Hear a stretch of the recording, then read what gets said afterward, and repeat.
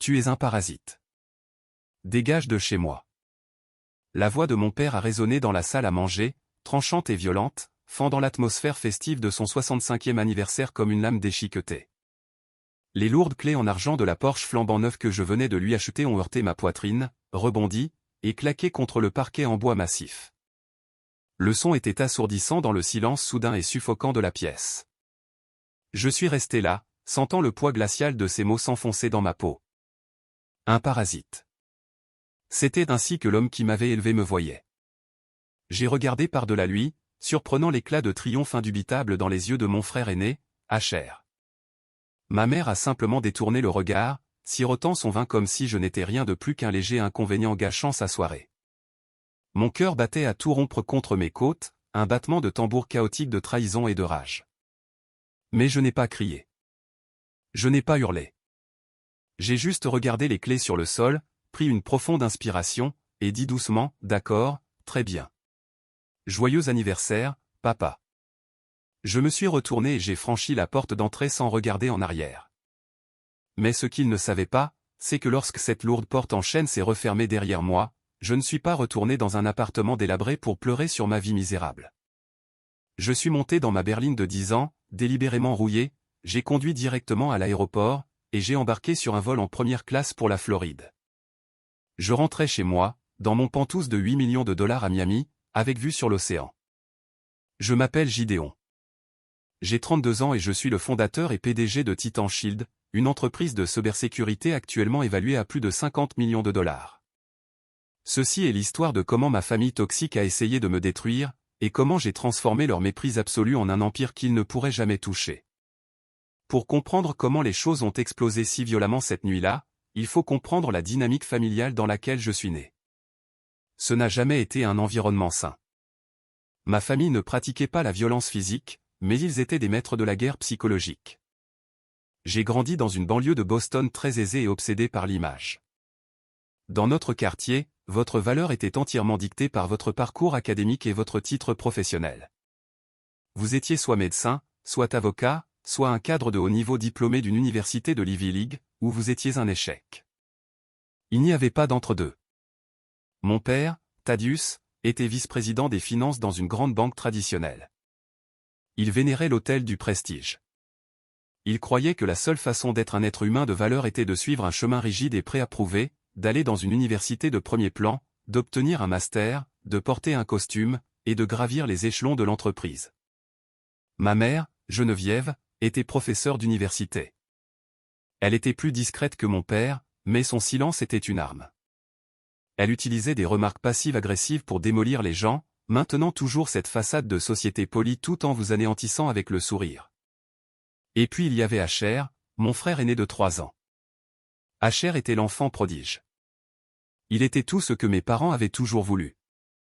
Il était bruyant, il était charismatique d'une manière très arrogante, et il jouait le jeu à la perfection. Il a eu les bonnes notes, est allé à la bonne université, a obtenu son master en finance, et a fini par travailler dans la même banque que mon père. Il était le fils qu'ils exhibaient lors des dîners au country club. J'étais tout le contraire. J'étais l'enfant invisible, le mouton noir. Dès mon plus jeune âge, j'étais fasciné par les ordinateurs. Je me fichais de porter un costume ou de faire du réseautage lors des tournois de golf. Ce qui m'importait, c'était le code. Je m'intéressais à la façon dont les systèmes communiquent entre eux, comment ils pouvaient être brisés, et comment ils pouvaient être sécurisés. Je passais des heures dans ma chambre à démonter de vieilles cartes mères et à apprendre des langages de programmation, pendant que les autres enfants étaient à des soirées d'école préparatoires. Mes parents détestaient ça. Ils voyaient ma passion comme un hobby malsain. Ils appelaient ça une perte de temps. Ils me comparaient constamment à Asher. « Pourquoi ne peux-tu pas être plus comme ton frère ?» était la bande-son de mon enfance. Chaque fois que j'essayais de leur montrer quelque chose que j'avais construit, quelque chose dont j'étais fier, ils le balayaient d'un revers de main comme une mouche. Ils étaient terrifiés que je leur fasse honte. Ils avaient besoin d'un fils dont ils pouvaient se vanter. Et à la place, ils m'ont eu moi. Le gamin silencieux qui préférait un clavier à une adhésion au country club. Je pensais que si je travaillais assez dur, si je prouvais que ma voix avait de la valeur, ils finiraient par me voir. Je pensais qu'il finirait par m'aimer pour qui j'étais, et non pour qui il voulait que je sois.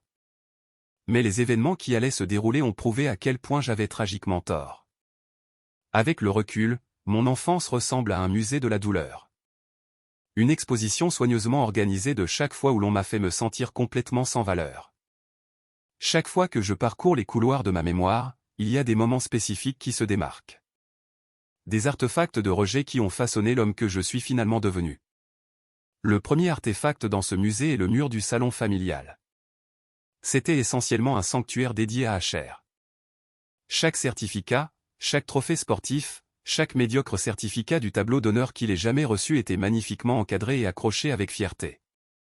Quand j'avais 17 ans, j'ai fait quelque chose d'incroyable. J'ai écrit un logiciel de cryptage unique et j'ai même réussi à obtenir un brevet provisoire pour celui-ci. C'était un événement énorme pour un adolescent. Je me souviens être descendu en courant, le cœur battant la chamade, tenant la lettre officielle dans mes mains. Je l'ai montré à mon père, m'attendant au moins à une tape dans le dos. Il y a à peine jeté un coup d'œil. Il a soupiré lourdement, a enlevé ses lunettes de lecture, et m'a regardé avec une déception absolue. Gideon, c'est exactement de ça que je parle. Tu perds ton temps avec ces jeux d'ordinateur. Ça va te distraire de ta préparation pour les SAT. Tu veux finir à réparer des ordinateurs portables cassés au centre commercial pour le reste de ta vie? Il a littéralement jeté la lettre de brevet dans la poubelle à côté de son bureau. Je me souviens être resté là, sentant ma poitrine se serrer, regardant la plus grande réussite de ma vie reposer sur des filtres à café usagés. Je l'ai repêché plus tard cette nuit-là, mais le mal était fait. Le message était clair. À moins que mes réussites ne correspondent à leur définition étroite du succès, elles étaient des ordures. Le deuxième artefact est la table de la salle à manger, le théâtre de ma disgrâce ultime. J'avais 19 ans et j'étais malheureux à l'université d'État locale depuis 3 semestres. Je détestais le programme d'études obsolètes. J'apprenais des théories de commerce dans des manuels écrits il y a 20 ans par des professeurs qui n'avaient jamais dirigé d'entreprise. Je faisais déjà du travail de cybersécurité en freelance en ligne, gagnant un argent décent, et je savais que rester assis dans une salle de classe étouffait mon potentiel. Alors, j'ai pris la décision la plus difficile de ma vie. J'ai abandonné. J'ai annoncé la nouvelle au dîner. La réaction a été nucléaire. Mon père a frappé du poing sur la table si fort que les verres d'eau se sont renversés. Tu abandonnes. Tu vas gâcher ta vie pour jouer sur Internet. Son visage était violet de rage. Aucun fils à moi ne sera un décrocheur universitaire. Tu es une honte. Si tu tournes le dos à ton éducation, tu tournes le dos à cette famille. N'attends pas un centime de nous. Ma mère n'a pas crié. Elle m'a juste regardé avec des yeux froids et morts. Tu as toujours manqué de discipline, Gideon. Je suppose que nous ne devrions pas être surpris. S'il te plaît, ne mentionne simplement pas notre nom de famille lorsque tu postules pour des emplois au salaire minimum. Asher était assis en face de moi, coupant son steak, un petit sourire suffisant jouant sur ses lèvres. Il savourait chaque seconde de ma chute. J'ai déménagé cette nuit-là. J'ai fait 2 sacs de sport, pris les $300 que j'avais sur mon compte courant, et je suis parti. Les années suivantes ont été un véritable enfer. J'ai loué une minuscule chambre infestée de moisissures dans un sous-sol du mauvais côté de la ville. Je cumulais 3 emplois juste pour payer les factures. Je remplissais les étagères d'une épicerie la nuit, livrais des pizzas le week-end, et passais chaque autre heure de veille à faire du codage en freelance et à construire mes propres protocoles de sécurité. Je vivais de nouilles bon marché et d'eau du robinet. Il y a eu des nuits d'hiver où je ne pouvais pas me permettre de chauffage, alors je m'asseyais à mon bureau, enveloppé dans 2 sacs de couchage, tapant avec des mitaines, mon souffle visible dans l'air glacial. C'était un travail brutal et épuisant. J'étais seul. J'avais faim et j'étais terrifié, mais j'étais aussi libre. Pendant ces années sombres, ma famille m'a complètement ignoré. Ma sœur cadette, Sutton, qui étudiait le droit à l'époque, m'envoyait occasionnellement des textos, mais ce n'était jamais pour savoir comment j'allais. C'était juste pour me rappeler ma place. Elle était le sbire de la famille, toujours prête à faire son rapport à mes parents. Salut le loser, papa a acheté une nouvelle Rolex à Asher pour sa promotion. Amuse-toi bien avec tes livraisons de pizza, écrivait-elle. Je ne répondais jamais. Je laissais simplement la colère me nourrir. Chaque insulte, chaque froideur, chaque moment de doute, je le canalisais directement dans mon code.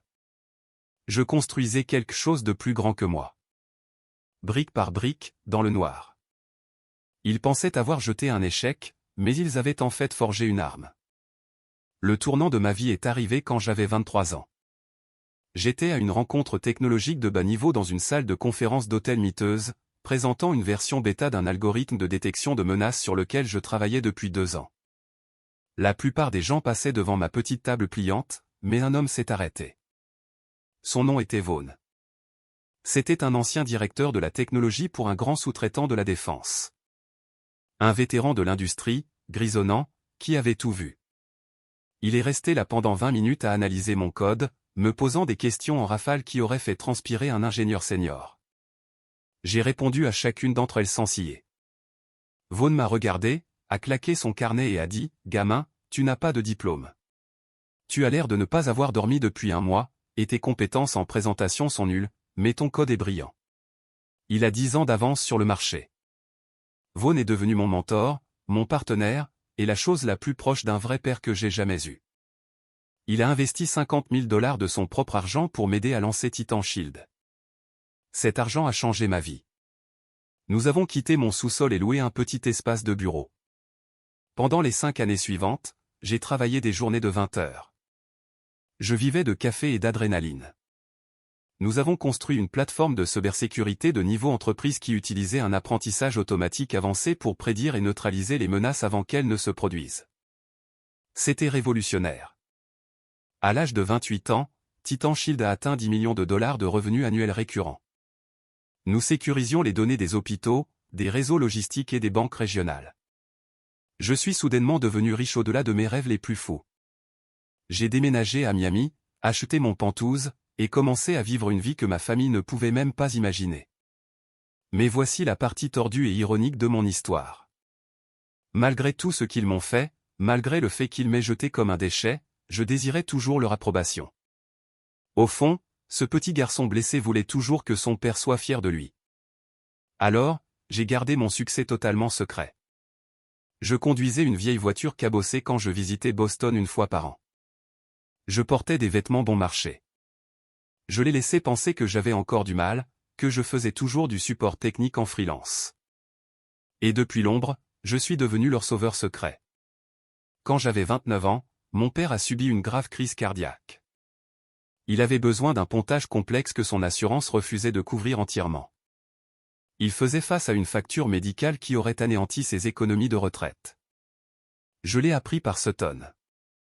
J'ai immédiatement contacté mon gestionnaire de patrimoine et mis en place une fiducie anonyme. J'ai viré 150 000 $ à l'hôpital, couvrant entièrement la chirurgie et les soins de convalescence de première qualité.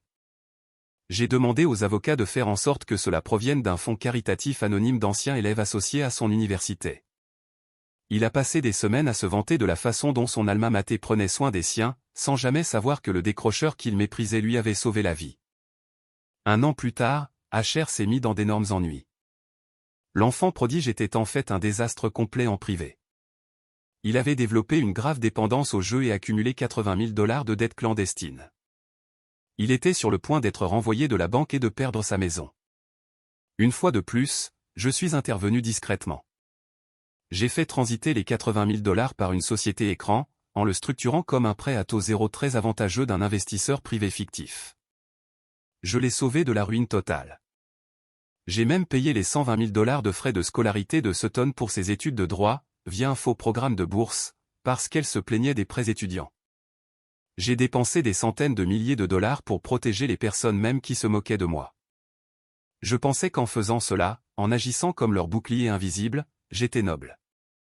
Je pensais que cela m'apporterait la paix. J'étais un imbécile.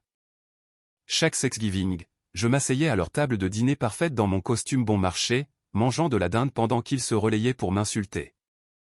Toujours à réparer des ordinateurs, Gideon, demandait mon père en riant.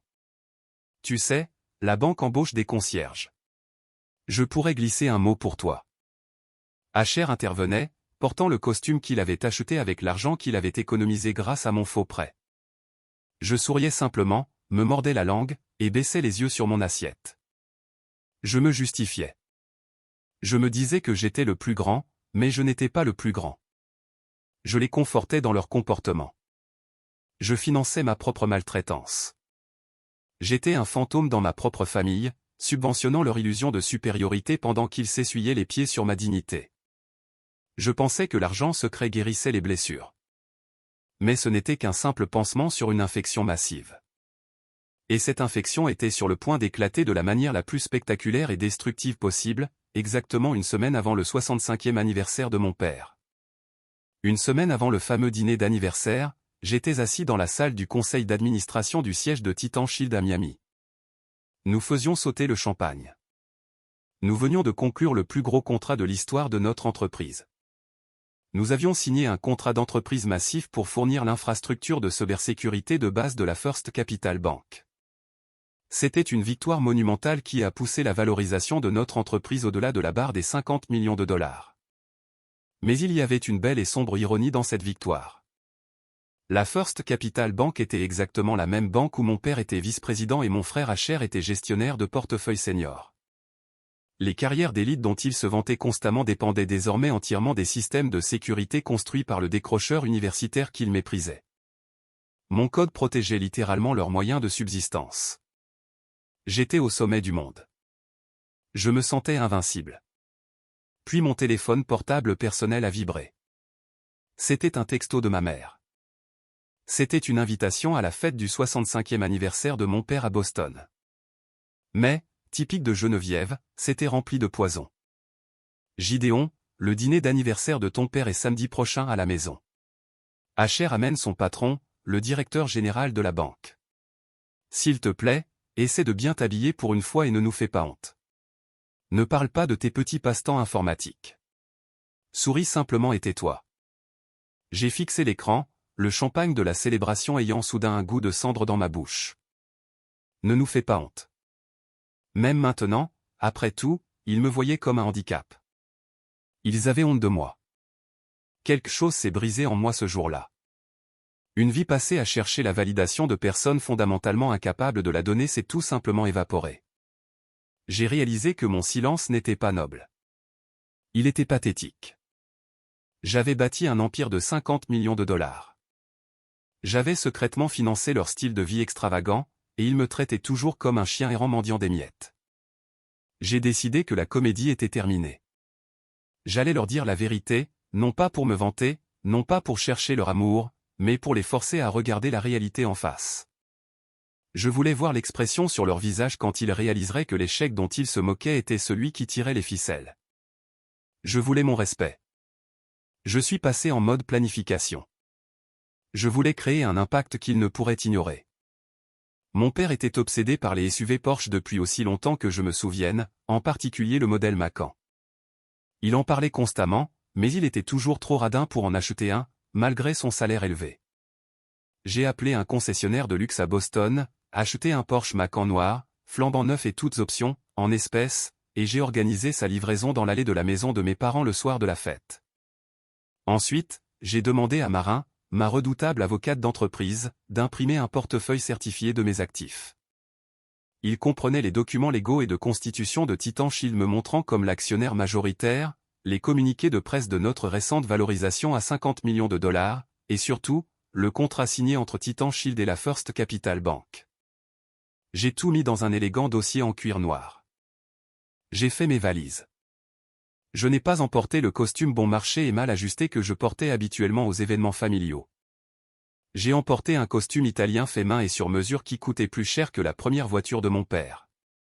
Je portais une montre Patek Philippe cachée sous ma manchette. J'ai pris l'avion pour Boston, sentant une énergie électrique et nerveuse vibrer dans mes veines. Je suis arrivé à la maison de mon enfance. La maison était exactement la même.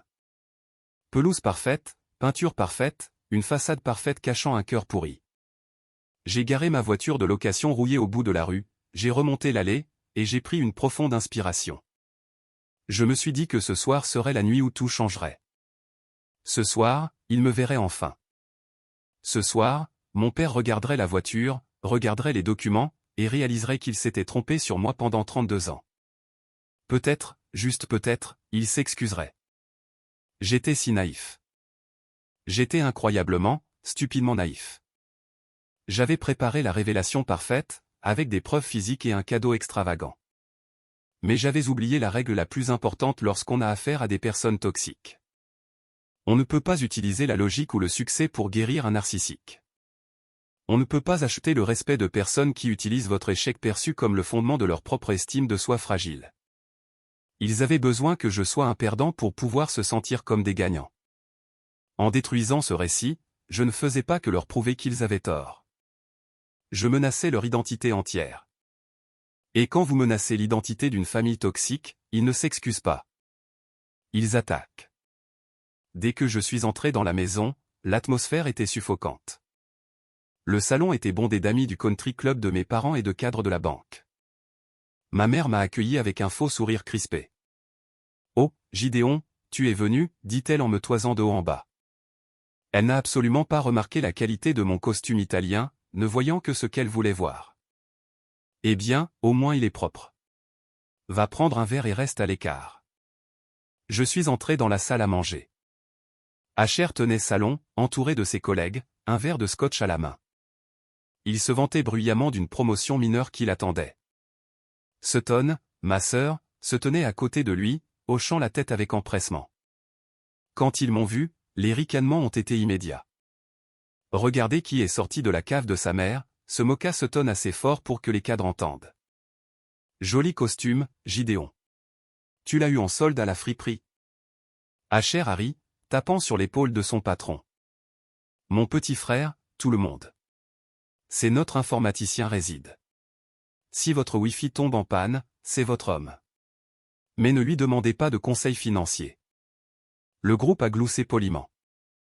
J'ai senti la brûlure familière de l'humiliation, mais cette fois, c'était différent. J'ai touché le lourd dossier en cuir dans mon sac. Je connaissais la vérité. Le dîner a été un cauchemar. Mon père était assis en bout de table, se délectant des louanges et de l'admiration de ses pairs. J'étais assis à l'autre bout, pratiquement dans la cuisine, ignoré de tous. Au moment de desservir les assiettes et d'apporter le gâteau, c'était l'heure des cadeaux. Asher a offert à papa une paire de boutons de manchette en or gravé. Sutton lui a offert une ridicule cave à cigares importée. Il leur a souri radieusement, déclarant qu'ils étaient les meilleurs enfants qu'un homme puisse désirer. Puis ce fut mon tour. Je me suis levé. La pièce est devenue silencieuse. Je pouvais sentir le roulement d'yeux collectif de ma famille. J'ai marché jusqu'au bout de la table. J'ai sorti la petite boîte en velours contenant les clés de la Porsche et le dossier en cuir noir. Papa, ai-je commencé, ma voix remarquablement stable. Je sais que nous n'avons pas toujours été d'accord, mais je voulais te montrer que j'ai finalement fait quelque chose de ma vie. Je voulais te remercier. J'ai posé la boîte et le dossier sur la table. Mon père a regardé les objets avec une profonde suspicion. Il ne les a pas touchés. Avant même qu'il puisse ouvrir la bouche, Asher s'est soudainement levé, le visage rouge, fouillant dans la poche de sa veste. « Oh, s'il te plaît, Gideon. Arrête ta comédie » a ricané Asher, sortant un morceau de papier plié. Il l'a claqué sur la table. « Tu veux connaître la vérité sur notre frère qui a réussi, papa ? Il est venu me voir il y a 2 jours pour me supplier de lui donner de l'argent. Il m'a écrit cette reconnaissance de dette pour $5000 parce que son loyer est en retard et que son petit boulot sur Internet est un échec. Je me suis figé. J'ai regardé le papier. C'était un faux complet, une fausse reconnaissance de dette avec une signature contrefaite.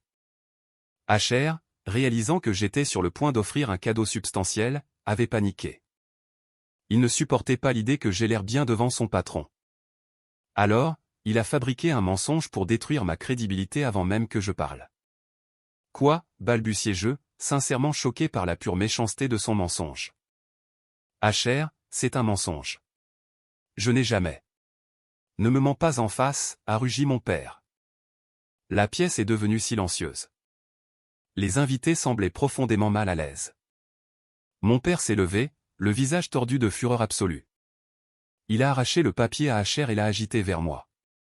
Tu viens chez moi, le jour de mon anniversaire, devant mes amis et collègues, et tu essaies de jouer les gros bras alors que tu supplies secrètement ton frère de te sortir de ta vie pathétique. Papa, écoute-moi. Ouvre le dossier, ai-je plaidé, poussant le classeur en cuir vers lui. Il a balayé le dossier de la table d'un revers de main. Des papiers ont volé partout. Le contrat de Titan Shield, le communiqué de presse de Forbes, tout s'est éparpillé sur le sol comme des ordures. Il a ramassé la boîte en velours, l'a ouverte brutalement, a vu les clés de la Porsche, et a laissé échapper un rire rauque et aboyant. Qu'est-ce que c'est, une location? Tu as fait exploser une carte de crédit pour louer une voiture pour la soirée afin de nous impressionner? Pour prétendre que tu n'es pas un échec? Il s'est approché de moi, les yeux remplis d'une haine authentique. Tu as abandonné tes études. Tu as refusé d'écouter. Tu ne fais rien de ta vie. Et maintenant, tu veux entraîner ton frère à ton niveau. Tu es un imposteur, Gideon. Tu es une sangsue. Il a jeté les lourdes clés en argent directement à mon visage. Elles ont heurté ma poitrine avec force. Tu es un parasite, a-t-il crié, la salive volant de sa bouche. Dégage de chez moi. Sors et ne reviens jamais. C'est à ce moment-là que la phrase fatidique a été prononcée. C'est à ce moment-là que mon âme s'est glacée. Les clés ont claqué contre le parquet en bois massif. Le silence dans la salle à manger était absolu, lourd et suffocant. Personne n'a bougé. Les cadres de la banque fixaient leurs assiettes. Ma mère a pris une lente et délibérée gorgée de son vin, son visage un masque d'indifférence calculée. Sutton souriait littéralement, le cachant derrière sa serviette. Et Asher. Asher était pratiquement rayonnant. Il avait gagné. Il avait défendu avec succès son titre d'enfant prodige en me marchant sur la gorge. J'ai regardé les papiers éparpillés sur le sol. La preuve de mon entreprise de 50 millions de dollars, le contrat de la First Capital Bank, tout était là, non lu, jeté. J'ai regardé les clés de la voiture de rêve que j'avais achetée pour un homme qui me méprisait. Autrefois, c'est à ce moment-là que je me serais effondré. C'est à ce moment-là que j'aurais essayé d'expliquer, que j'aurais supplié qu'on m'écoute, pleurant et implorant ne serait-ce qu'une once d'équité. Mais en regardant le visage violet et furieux de mon père, je n'ai pas ressenti de tristesse. Je n'ai plus ressenti le besoin désespéré de son amour. Je n'ai ressenti qu'une clarté froide, dure et absolue. On ne peut pas sauver des gens qui sont déterminés à vous noyer. Je me suis lentement penché. J'ai ramassé les clés de la Porsche et les ai glissées dans ma poche. Je n'ai pas pris la peine de ramasser les papiers, laissant la femme de ménage les jeter. Je me suis redressé, j'ai ajusté mon costume italien, et j'ai regardé mon père droit dans les yeux. Je n'ai pas crié. Je n'ai pas élevé la voix. J'ai parlé avec un calme creux et terrifiant. Je comprends. D'accord, très bien. Joyeux anniversaire, papa. Je n'ai pas attendu de réponse. J'ai tourné les talons et j'ai quitté la salle à manger. J'ai descendu le couloir, ouvert la lourde porte d'entrée en chêne, et je suis sorti dans la nuit fraîche de Boston. Je n'ai pas claqué la porte. Je l'ai juste refermée doucement derrière moi, clôturant à jamais le livre sur cette famille. Je suis retourné dans la rue jusqu'à ma berline rouillée de location. Je suis monté, j'ai verrouillé les portes, et je suis resté assis dans le noir pendant exactement 1 minute. J'ai pris une profonde inspiration tremblante. Puis j'ai sorti mon téléphone et j'ai appelé mon avocate. Elle a répondu à la 2e sonnerie. Gideon, comment était la fête? A-t-il aimé la voiture? Marin, ai-je dit, ma voix à peine reconnaissable pour moi-même. Écoute-moi très attentivement. Je veux que tu exécutes la clause de transparence sur le contrat de la First Capital Bank immédiatement. Fais-le dès lundi matin. Il y a eu une pause au bout du fil. Gideon, tu es sûr? La clause de transparence signifie que nous divulguons publiquement les cadres impliqués dans la transition de sécurité. Ça veut dire que ton nom sera publié. Ça veut dire que ta famille saura exactement qui possède Titan Shield. Je sais exactement ce que ça veut dire, ai-je répondu en démarrant le moteur de la voiture. Et Marin, une dernière chose. Contacte la société de gestion de patrimoine. Mets fin à la fiducie médicale anonyme. Annule le faux programme de bourse pour Sutton et cette société écran qui détient la dette d'Asher. Réclamez-la immédiatement. Coupez tous les liens. Fermez le robinet. Marin n'a pas posé de questions. C'était un requin, et elle savait que le ton de ma voix signifiait que j'étais sérieux. Considère que c'est fait, patron. Bon retour à Miami. J'ai raccroché. J'ai jeté le téléphone prépayé bon marché que j'utilisais pour envoyer des textos à ma famille par la fenêtre de la voiture dans une bouche d'égout.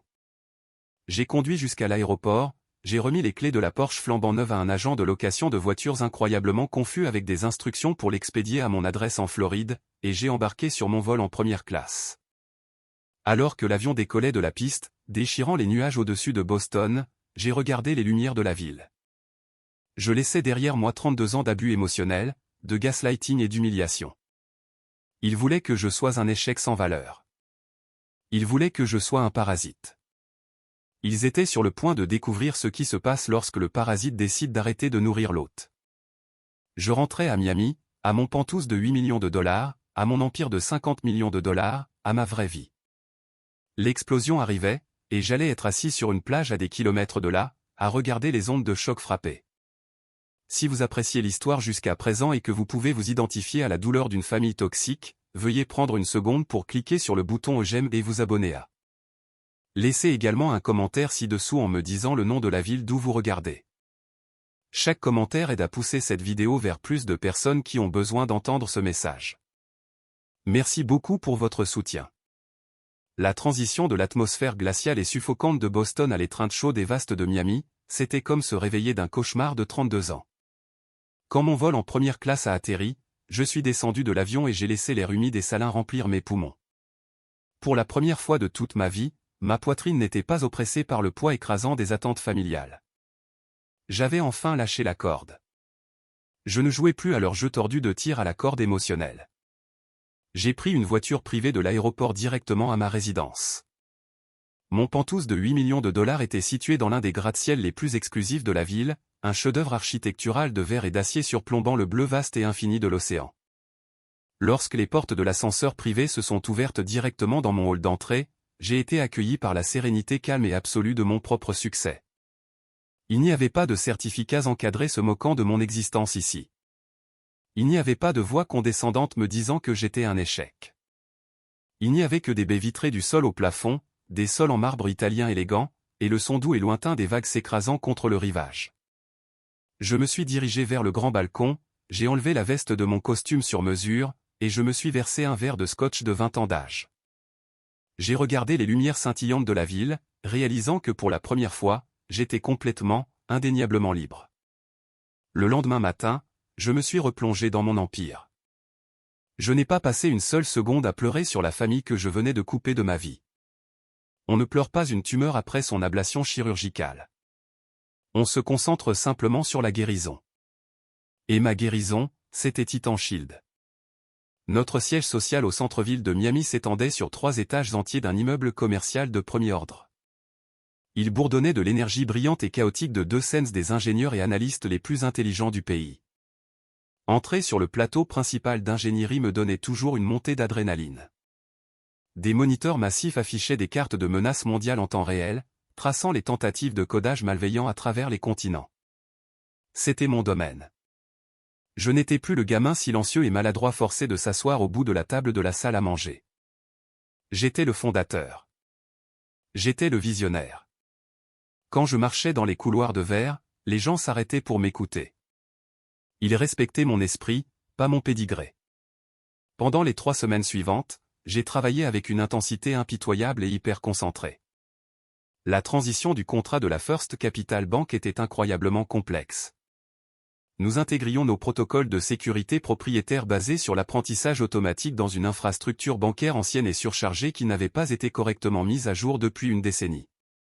C'était exactement le genre de problème à haut risque et à grande échelle que j'aimais résoudre. Je faisais des journées de 18 heures, dormant sur le canapé de mon bureau d'angle, carburant au café noir et au pur frisson de construire quelque chose d'incassable. Pendant ces 3 semaines, mon téléphone est resté merveilleusement silencieux. Après avoir jeté mon vieux téléphone prépayé dans la bouche d'égout de Boston, j'avais complètement coupé ma ligne directe avec la dynamique familiale toxique. Je ne savais pas si mon père fulminait encore à propos de la Porsche. Je ne savais pas si HR continuait à raconter des mensonges sur ma prétendue ruine financière. Franchement, je m'en fichais. J'orchestrais un déploiement de plusieurs millions de dollars qui sécuriserait les données financières de millions de personnes. Mon passé était un chapitre clos, pourrissant dans une banlieue enneigée du Nord. Mon avocate, Marin, avait exécuté mes ordres sans faille. La fiducie médicale anonyme qui avait payé l'opération du cœur de mon père a été légalement dissoute. La société écran détenant la dette de jeu de 80 000 $ d'Acher avait entamé des protocoles de recouvrement formels. Le faux fonds de bourse qui subventionnait les études de droit de Sutton avait été résilié en raison d'un changement d'orientation philanthropique. J'avais silencieusement débranché le support vital de leur luxe immérité. Les bombes financières avaient été posées et les minuteurs tournaient. Mais la véritable explosion, celle qui briserait publiquement toute leur réalité fabriquée, était entièrement hors de mon contrôle. Elle était orchestrée par la presse. Une journaliste du magazine Forbes m'avait suivi, moi et Vaughn, pendant les 2 derniers mois pour un grand article de fond. C'était une enquêtrice acharnée qui avait creusé profondément dans les origines de Titan Shield, fascinée par l'histoire d'un décrocheur universitaire qui a construit une forteresse de cybersécurité de 50 millions de $ depuis une cave humide. Nous avions finalisé les entretiens des semaines avant le dîner d'anniversaire désastreux et la date de publication avait été fixée. Je savais que l'article arrivait, mais quand on dirige une entreprise technologique à la vitesse de l'éclair, on a tendance à perdre la notion du calendrier. J'étais si profondément enfoui dans le code et les réunions de direction que j'avais complètement oublié quel jour on était. Les 3 semaines de paix n'étaient que la profonde inspiration avant le plongeon. La tempête se rassemblait à l'horizon, prête à balayer des décennies de mensonges. J'étais sur le point de passer du parasite invisible et sans valeur de la famille à la force la plus publique et indéniable qu'ils aient jamais rencontrée. Je ne m'attendais simplement pas à ce que l'univers livre la chute avec une perfection poétique aussi absolue. Le décor était planté. Le rideau était sur le point de se lever. Mais ce qui s'est passé ensuite a dépassé tout ce que j'aurais pu prévoir. Parce que parfois, le karma ne se contente pas de frapper à la porte des gens toxiques. Il conduit un bulldozer directement à travers leur salon. Tout a commencé à exactement 7 heures du matin, un mardi.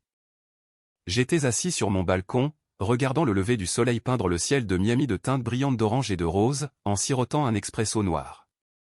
Ma tablette a vibré sur la table en verre. Puis elle a vibré encore et encore. En 30 secondes, on aurait dit un essaim d'abeilles en colère. Je l'ai prise. Ma boîte de réception professionnelle débordait de centaines de mails. Les notifications LinkedIn s'accumulaient si vite que l'application ralentissait. J'ai ouvert mon agrégateur de nouvelles, et c'était là, placardé sur la première page numérique du magazine Forbes, repris presque immédiatement par la section tech du Wall Street Journal. Le titre était énorme, en gras, et impossible à ignorer. Le décrocheur universitaire qui protège Wall Street. Comment Gideon a bâti un empire de cybersécurité de 50 millions de $ à partir de rien. Juste en dessous du titre, il y avait un portrait haute résolution de moi, debout dans ma salle de conseil à Miami, élégant dans mon costume italien sur mesure, projetant une autorité absolue. La journaliste avait livré un chef-d'œuvre. Elle détaillait mes premières années angoissantes dans la cave glaciale, l'investissement de départ de 50 000 $ de Vaughn, et l'éthique de travail implacable et obsessionnelle qui a donné naissance à Titan Shield. Elle a dépeint l'image d'un génie autodidacte qui a contourné le système éducatif élitiste traditionnel pour créer quelque chose de révolutionnaire. Mais la journaliste avait aussi découvert une information capitale que j'avais essayé de garder secrète. Un mois avant de signer le contrat officiel avec la First Capital Bank, ils avaient subi une violation de données catastrophique, presque fatale. Un syndicat de ransomware sophistiqué avait pénétré leur système hérité obsolète et verrouillé les données personnelles de plus d'1 million de clients fortunés. La banque était à quelques jours de l'effondrement total. Ils se préparaient secrètement à payer une rançon massive qui les aurait mis en faillite. Vaughn et moi avions été appelés en tant que consultants d'urgence sous un accord de non-divulgation strict. En 48 heures, j'ai personnellement écrit un contre-protocole qui a isolé le ransomware, l'a purgé des serveurs, et restauré les sauvegardes cryptées sans que la banque ne paie un seul centime. Cet acte de guerre numérique était la raison pour laquelle il m'avait confié un contrat d'entreprise de 50 millions de $. L'article de Forbes exposait tout cela avec des détails dramatiques. L'ironie était si épaisse qu'on aurait pu la couper au couteau. La banque même où mon père se pavanait en exigeant le respect. La banque où mon frère Acher paradait en costume cher en prétendant être un titan de la finance avait été sauvée de l'anéantissement total par le fils qu'il traitait de déchet sans éducation. Leurs chèques de paie, leurs bonus, leurs titres prestigieux étaient tous sécurisés par mon code. Mon téléphone professionnel sécurisé a sonné. C'était Marin. J'ai répondu et avant même que je puisse dire bonjour, elle a éclaté d'un rire bruyant et sans tenue. Gideon, dis-moi que tu as vu l'article, dit Marin en reprenant son souffle. Je suis en train de le lire, répondis-je, un lent sourire dangereux se dessinant sur mon visage. Elle a vraiment fait ses recherches. Elle a même mentionné l'incident du ransomware. Oh, ça ne fait que s'améliorer, dit Marin, sa voix dégoulinant de pur plaisir. Je viens de raccrocher avec le conseil d'administration de la First Capital Bank. Ils sont en panique totale. Apparemment, quand l'article est sorti, le directeur général, celui pour qui ton frère travaille, a fait le lien. Il a réalisé que le mystérieux PDG sauveur de la tech est le même Gideon dont le nom était sur la liste des invités pour la fête d'anniversaire de ton père la semaine dernière. Je me suis penché en arrière sur ma chaise, regardant l'océan, et Marin a gloussé. Il est actuellement en train de passer un savon à ton père et à ton frère dans la salle du conseil. Apparemment, Asher racontait à tout le monde au bureau que tu étais un loser sans le sou qui le suppliait de lui donner de l'argent. Le directeur général est furieux que ses cadres supérieurs aient humilié le PDG de leur fournisseur le plus critique. Gideon, ils ont peur que tu retires le contrat par dépit. Le directeur général est littéralement dans notre hall d'accueil à Miami en ce moment, suppliant la réceptionniste pour une réunion de 5 minutes afin de s'excuser formellement au nom de ses employés. J'ai laissé échapper un rire rauque et sincère. L'image du patron d'Asher, l'homme qu'il essayait constamment d'impressionner, prenant l'avion pour Miami pour ramper devant ma réceptionniste était la plus douce des vengeances que j'ai jamais goûtées. Laisse-le mariner dans le hall pendant 1 heure, dis-je à Marin. Puis dis-lui que le contrat est maintenu à condition que ma famille ne soit plus jamais mentionnée dans un contexte professionnel. Je ne veux plus voir leur nom sur aucune correspondance. Compris, patron, dit Marin. Mais tu devrais peut-être te préparer. Les bombes financières que nous avons posées la semaine dernière. Elles viennent d'exploser. Les retombées vont être spectaculaires. Elle avait raison. L'article de Forbes n'était que l'exécution publique de leur orgueil. L'exécution privée de leurs finances se déroulait simultanément.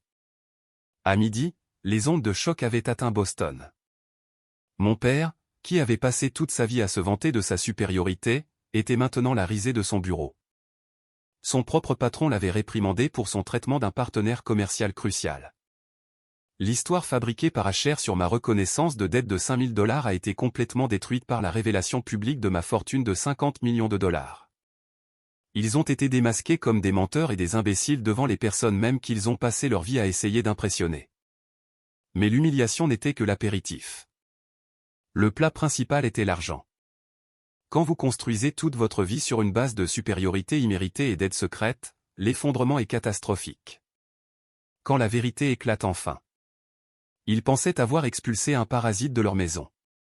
Ils étaient sur le point de réaliser qu'ils venaient d'expulser la seule chose qui empêchait leur vie fragile et criblée de dettes de s'effondrer complètement.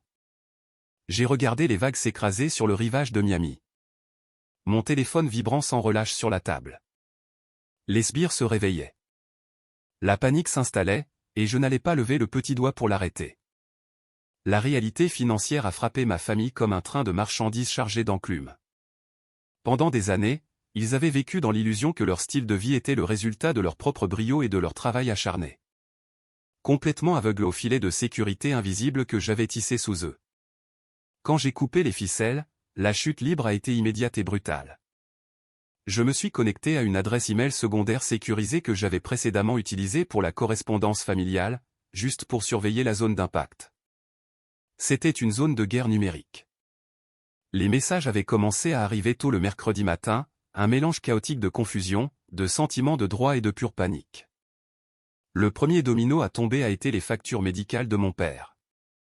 Le service de facturation de l'hôpital, ne recevant plus de paiement de la fiducie anonyme dissoute, a automatiquement acheminé le solde restant directement à son domicile. C'était une facture stupéfiante pour des soins post-opératoires de première qualité et des médicaments spécialisés qu'il pensait couverts par sa généreuse association d'anciens élèves. Puis vint Sutton. Le faux fonds de bourse qui avait payé ses frais de scolarité exorbitants en droit a émis un avis formel de résiliation. Le bureau du trésorier de l'université a immédiatement signalé son compte, exigeant le paiement du semestre en cours sous peine de désinscription. Mais la plus grosse explosion appartenait à Asher. La société Écran, détenant sa dette de jeu de $80 000, auparavant contente de laisser le solde stagner indéfiniment, a soudainement invoqué la clause de remboursement immédiat. Ils ont envoyé une lettre de mise en demeure à son domicile, menaçant de poursuites judiciaires agressives et de saisie sur salaire si le solde n'était pas réglé en totalité dans les 14 jours. L'enfant prodige, qui aimait me faire la leçon sur la responsabilité financière, se retrouvait soudain au bord de la faillite personnelle. Les emails et les messages vocaux qui affluaient sur mes comptes secondaires documentaient leur descente rapide à travers les étapes du deuil. Au début, ils ont essayé de maintenir leur supériorité toxique. Sutton m'a envoyé un email en premier. Gideon, c'est quoi cette mauvaise blague? Le bureau du trésorier dit que ma bourse était une couverture pour un donateur privé et maintenant elle a disparu. Si c'est ton œuvre, tu es incroyablement mesquin. Tu as 50 millions de dollars selon Forbes et tu coupes l'éducation de ta propre sœur parce que tu as fait une crise de nerfs au dîner. Grandis un peu et arrange ça. Je l'ai lu et n'ai absolument rien ressenti. Pas de culpabilité, pas de colère, juste une observation clinique de son narcissisme.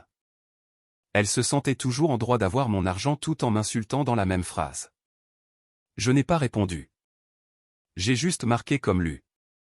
Puis vint HR, abandonnant l'email pour un barrage de messages vocaux frénétiques laissés sur mon ancien numéro, que Marin avait transféré sur un serveur sécurisé. Gideon, décroche ce téléphone maintenant, exigeait son premier message vocal, sa voix tendue par une panique à peine contenue. J'ai reçu une lettre d'une société de holding à propos de ma dette. Ils exigent 80 000 dollars d'ici la fin du mois. Je sais que c'est toi. Tu te crois si malin avec tes petites sociétés écrans. Tu vas ruiner ma vie pour une dispute stupide.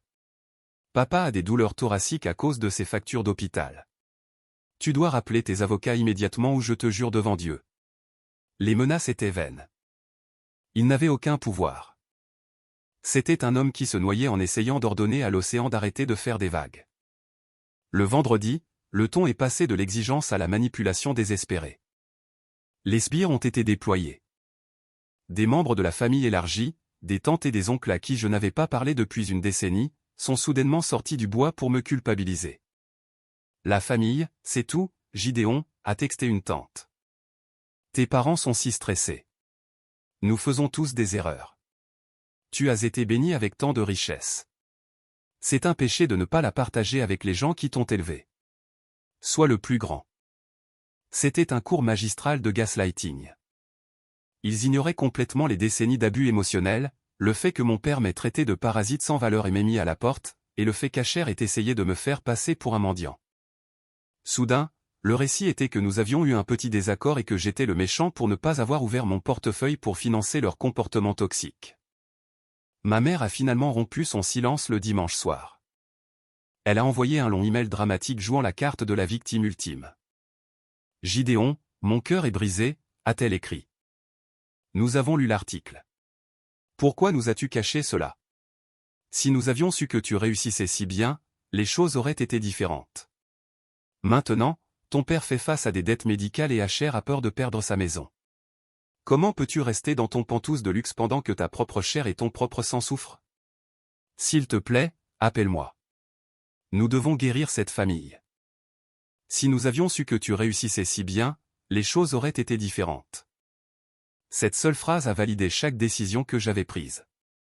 Elle a accidentellement admis la vérité. Leur amour et leur respect étaient complètement conditionnels, basés entièrement sur ma valeur nette et mon statut social. Ils ne voulaient pas guérir la famille. Ils voulaient guérir leur compte en banque. Ils n'étaient pas désolés de la façon dont ils m'avaient traité. Ils étaient désolés d'avoir traité un multimillionnaire comme un mendiant. Je suis resté assis dans le luxe tranquille de mon pantouse, regardant les appels désespérés s'empiler sur mon écran. Je n'ai pas tapé une seule réponse. Je ne les ai pas bloqués non plus. Je voulais qu'ils voient les accusés de réception. Je voulais qu'ils sachent que je voyais leur panique. J'entendais leurs appels à l'aide. Et je choisissais activement de ne rien faire. Mon silence était un miroir, leur renvoyant leur propre cruauté.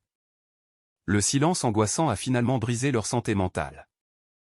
Lorsque les personnes manipulatrices réalisent qu'elles ne peuvent plus vous contrôler à travers un écran, elles escaladent. Elles envahissent votre espace physique pour forcer une confrontation. Le mardi après-midi, exactement une semaine après la parution de l'article de Forbes, l'interphone de mon pantouse a sonné. C'était le chef de la sécurité de mon immeuble. Monsieur Gideon, dit le chef de la sécurité, sa voix portant une pointe d'inquiétude professionnelle. Je m'excuse pour l'interruption, mais il y a 3 personnes dans le hall qui demandent à vous voir. Ils prétendent être vos parents et votre frère. Ils sont assez agités. Dois-je les faire escorter hors des lieux? Un sourire froid a touché mes lèvres. Le parasite avait été invité aux funérailles de son hôte. Merci beaucoup d'avoir regardé et d'être resté avec cette histoire. Si vous êtes toujours là, faites-moi une faveur et commentez, je suis là, ci-dessous. C'est le code secret pour les vrais fans de qui regardent jusqu'aux meilleures parties. Je mettrai personnellement un cœur et répondrai à chaque commentaire avec ce mot-clé. Maintenant, revenons à la confrontation finale.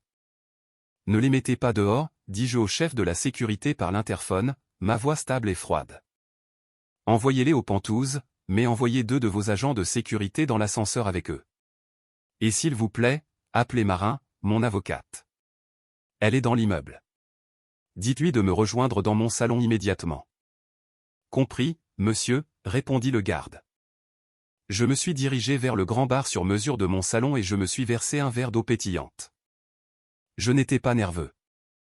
Je ne ressentais pas l'anxiété familière de l'enfance qui me serrait habituellement l'estomac chaque fois que mon père était en colère.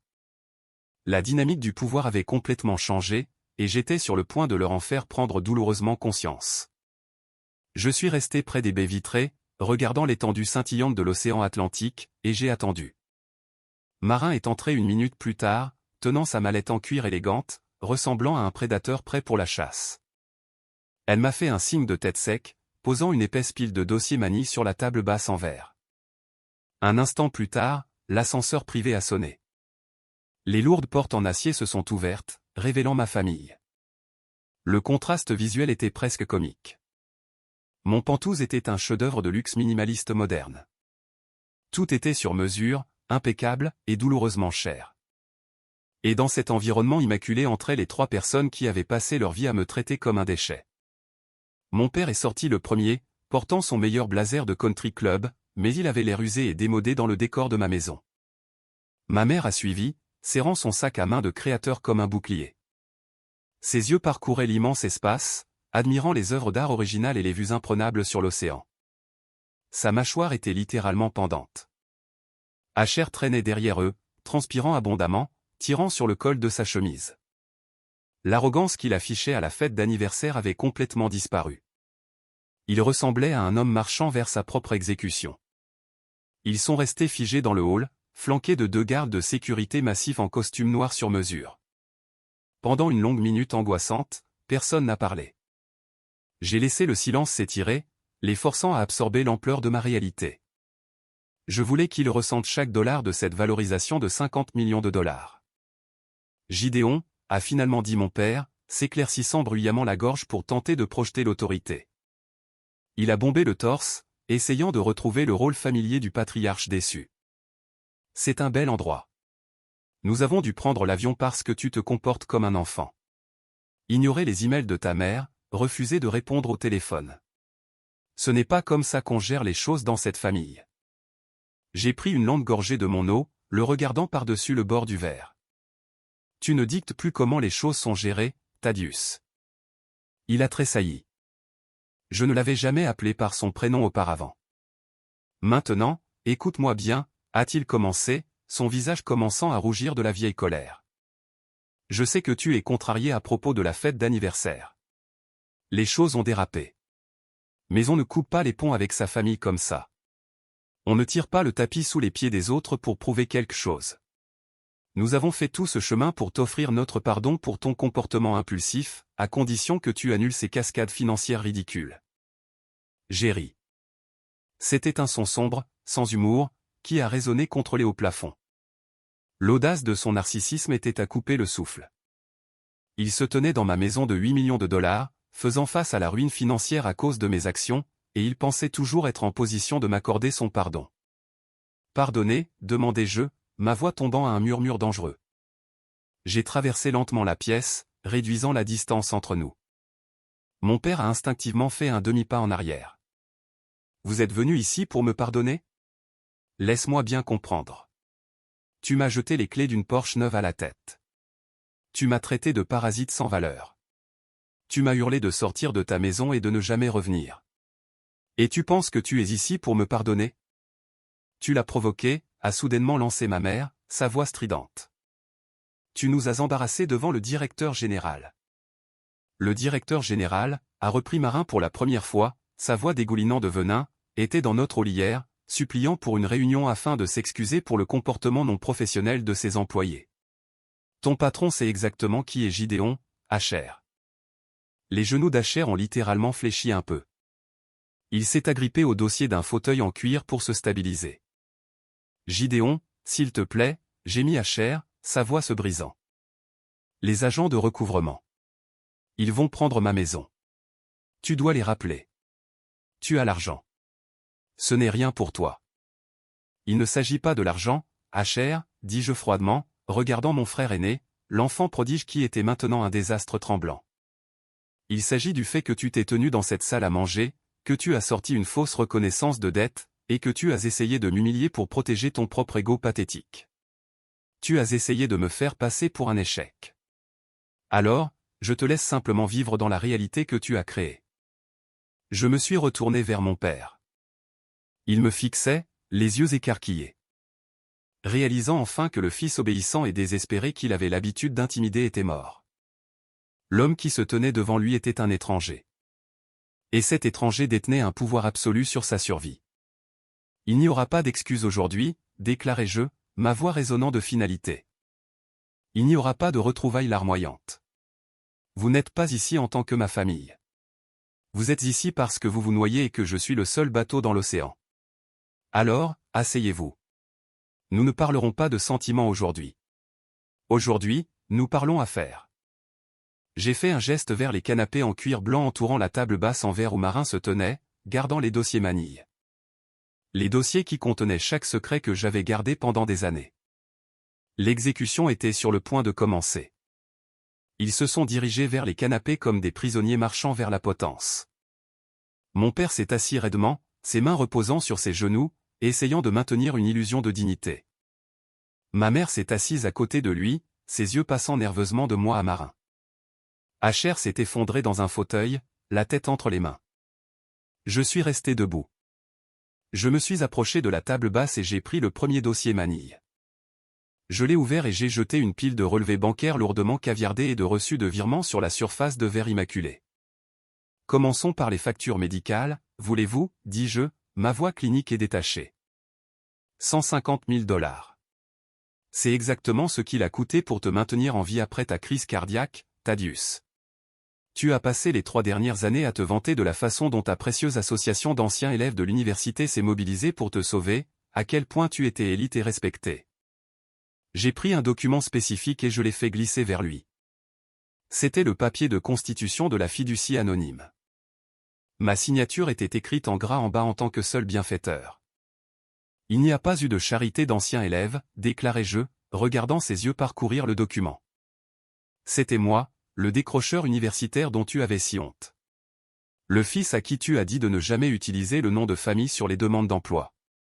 J'ai payé pour tes soins de première qualité pendant que tu étais assis au dîner de Thanksgiving et que tu me demandais si je réparais toujours des ordinateurs pour le salaire minimum. J'ai payé tes factures et tu m'as payé en retour avec une humiliation incessante. Le visage de mon père a perdu toute couleur. Le teint Rubicon et confiant qu'il portait toujours a pris la couleur de la cendre. Il a fixé ma signature, sa bouche s'ouvrant et se fermant silencieusement comme un poisson hors de l'eau. Le récit sur lequel il avait construit toute son identité, celui d'un patriarche autosuffisant et supérieur, s'est brisé en 1 million de morceaux juste devant lui. Gideon, Je ne savais pas, a-t-il murmuré, sa voix tremblante, complètement brisée. Tu ne voulais pas savoir, l'ai-je corrigé sèchement. J'ai pris le deuxième dossier et je l'ai jeté directement devant Asher. Maintenant, parlons de l'enfant prodige. Asher a tressailli lorsque le dossier a heurté la table. 80 000 $, ai-je annoncé à la pièce. Ma mère a halté, regardant Asher sous le choc. C'est le montant de la dette de jeu clandestine qu'Asher a réussi à accumuler. Il était sur le point d'être renvoyé. Il était sur le point de perdre sa maison. Il était sur le point de détruire l'image parfaite que vous, les parents, vénérez tant. Alors, J'ai créé une société écran et j'ai émis un faux prêt privé pour le sauver. Asher, est-ce vrai? A crié ma mère en lui frappant le bras. Tu nous as dit que tu avais obtenu un investissement privé pour une nouvelle entreprise. C'était une erreur, a crié Asher, des larmes coulant réellement sur son visage. Il m'a regardé, pathétique et désespéré. Gideon, je suis désolé. J'étais stressé. J'essayais de maintenir le style de vie. S'il te plaît, tu ne peux pas les laisser prendre ma maison. J'ai une femme. Tu as 50 millions de dollars. 80 000 dollars, c'est de l'argent de poche pour toi. Efface simplement la dette. Non, dis-je, le mot tombant comme un poids de plomb dans la pièce. Comment ça non? A plaidé ma mère, se levant, les larmes aux yeux. Gideon, c'est ton frère. Tu as l'argent. Tu peux arranger ça. Tu peux tout arranger. Les factures de ton père, la maison d'Asher, l'école de Sutton. Nous sommes ta famille. Vous étiez ma famille, l'ai-je corrigé, mon ton dépourvu de toute sympathie. Quand j'avais 19 ans et que je mourais de faim dans une cave glaciale, cumulant 3 emplois. Où était ma famille? Quand j'ai construit mon premier brevet logiciel et que papa l'a jeté à la poubelle. Où était ma famille quand vous m'avez traité de parasite et m'avez mis à la porte de votre maison? Où était ma famille? Je me suis penché en avant, posant mes mains sur la table en verre, regardant directement dans les yeux larmoyants de ma mère. Vous ne pouvez pas me traiter comme une maladie pendant 32 ans, puis me supplier de vous donner le remède à la seconde où vous découvrez que je suis riche. J'ai dépensé des centaines de milliers de dollars en essayant d'acheter secrètement votre amour et de protéger vos égos fragiles. Mais la fête d'anniversaire m'a guéri de cette illusion. Vous m'avez montré exactement qui vous êtes, et je vous crois. Alors, qu'est-ce que tu vas faire? A demandé mon père, sa voix à peine un murmure, finalement vaincu. Vas-tu utiliser ton contrat pour nous faire renvoyer de la banque? Vas-tu nous détruire complètement? Je me suis redressé, ajustant les poignets de mon costume. Non, je ne vais pas vous faire renvoyer. Cela exigerait que je me soucie assez de vous pour chercher à me venger. Vos emplois à la First Capital sont en sécurité, à condition que vous les exécutiez bien, car contrairement à vous, je ne mélange pas mes émotions personnelles avec mes affaires. Je les ai regardés tous les trois. Ils semblaient petits, pathétiques et entièrement brisés. Le changement de pouvoir était absolu. J'avais gagné la guerre qu'ils avaient commencée des décennies auparavant. Mais écoutez-moi très attentivement, ai-je continué, ma voix résonnant dans le pantoux silencieux. Je ne donnerai plus jamais un seul centime à cette famille. Les factures médicales sont à toi, Thaddeus. La dette de jeu est à toi, Asher. Sutton peut contracter des prêts étudiants comme tout le monde. Je vous coupe les vivres complètement, définitivement. Vous allez quitter ce Penthouse. Vous allez retourner à Boston et vous allez trouver comment survivre avec votre intellect et votre éducation supérieure. Gideon, s'il te plaît. Tu nous tues, a sangloté ma mère, enfouissant son visage dans ses mains. Je vous donne simplement exactement ce que vous avez demandé, dis-je doucement. Je sors de votre maison et je ne reviens jamais, et vous non plus. Je me suis tourné vers les 2 gardes de sécurité qui s'étaient tenus silencieusement près de l'ascenseur. Messieurs, veuillez escorter ces personnes hors de l'immeuble. S'ils reviennent un jour, faites-les arrêter pour violation de propriété. Mon père s'est lentement levé. Il m'a regardé une dernière fois, ses yeux remplis d'un mélange complexe de regret, de honte et d'une réalisation dévastatrice de ce qu'il avait jeté. Il n'a pas dit un mot. Il s'est retourné et a marché vers l'ascenseur. Asher et ma mère ont suivi, sanglotant doucement. Je suis resté dans mon salon et j'ai regardé les lourdes portes en acier de l'ascenseur se refermer, les scellant au loin. Le bourdonnement mécanique s'est estompé, laissant le Penthouse dans un silence total. J'ai attendu la culpabilité. J'ai attendu la tristesse. J'ai attendu la douleur familière du rejet, mais elle n'est jamais venue. Alors que l'ascenseur descendait, emportant les architectes de mon traumatisme hors de ma vie pour toujours, j'ai ressenti un sentiment de paix profond et écrasant. Je suis retourné sur le balcon, sentant la brise chaude de l'océan sur mon visage. La chaîne était brisée. J'étais enfin libre. 6 mois se sont écoulés depuis ce jour dans le Penthouse. Fidèle à ma parole, je n'ai plus jamais parlé à ma famille. Le silence a été le plus beau son que j'ai jamais entendu. D'après ce que Marin me dit par ses canaux juridiques, ils ont survécu, mais leur réalité a été radicalement modifiée. Mon père a dû liquider une partie importante de son précieux fonds de retraite pour payer l'hôpital, le forçant à retarder sa retraite d'au moins 5 ans. Il travaille toujours à la banque, passant silencieusement devant les logos de sécurité de Titan Shield chaque matin, un rappel quotidien du fils qu'il a jeté. Asher a évité la faillite, mais de justesse. Il a dû vendre sa maison de banlieue chère et déménager dans un petit appartement pour régler ses dettes avec ma société écran. Sutton a contracté des prêts étudiants à taux d'intérêt élevés et travaille actuellement à 2 emplois à temps partiel pour rester en fac de droit. Ils vivent exactement la vie dont ils se sont toujours moqués. Ils luttent, travaillent dur juste pour survivre, dépouillés de leur luxe immérité. Je ne ressens pas de joie dans leur lutte, mais je ne ressens pas de pitié non plus. Ils subissent simplement les conséquences de leurs propres actions. La vie à Miami a été une révélation. Sans l'encre constante et épuisante de la toxicité familiale me tirant vers le bas, mon énergie s'est multipliée. La valorisation de Titan Shield a récemment dépassé la barre des 80 millions de dollars et nous étendons nos opérations en Europe. Mais ma plus grande réussite n'a pas été un contrat commercial. Il y a 2 mois, j'ai lancé le Titan Vanguard Scholarship Fund.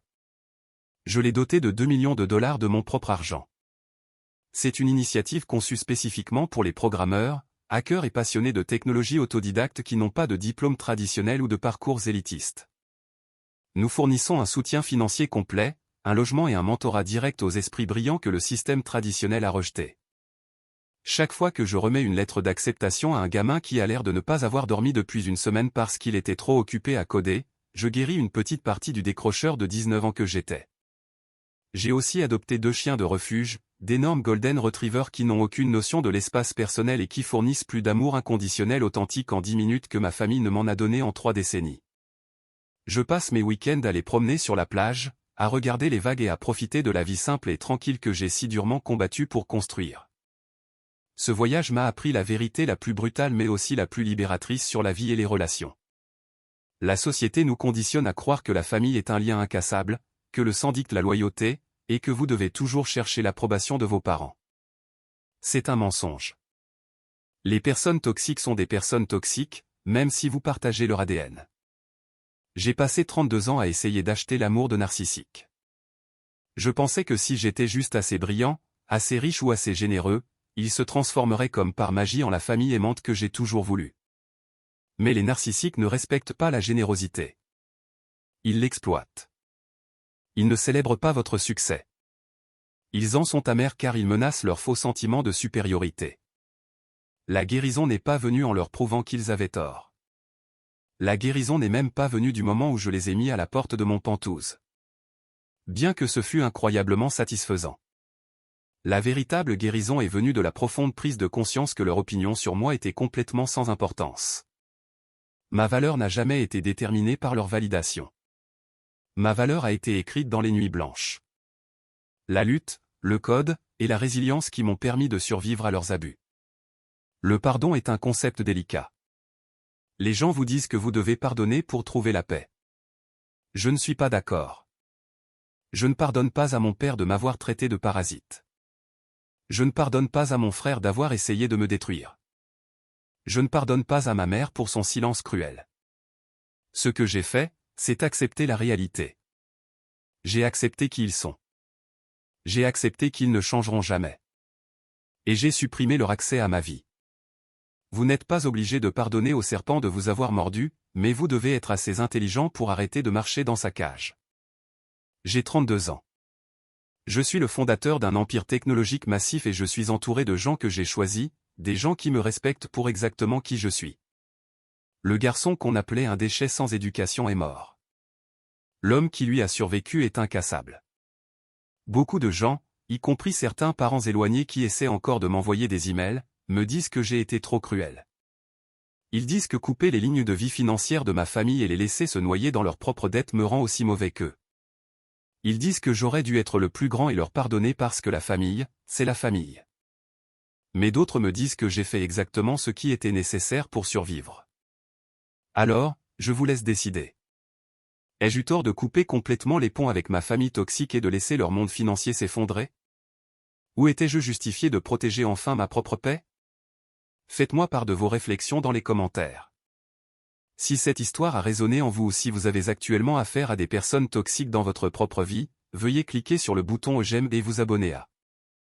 Rappelez-vous, votre succès est votre meilleure vengeance, mais votre paix est votre plus grande victoire. Merci de m'avoir écouté. Prenez soin de vous et restez fort.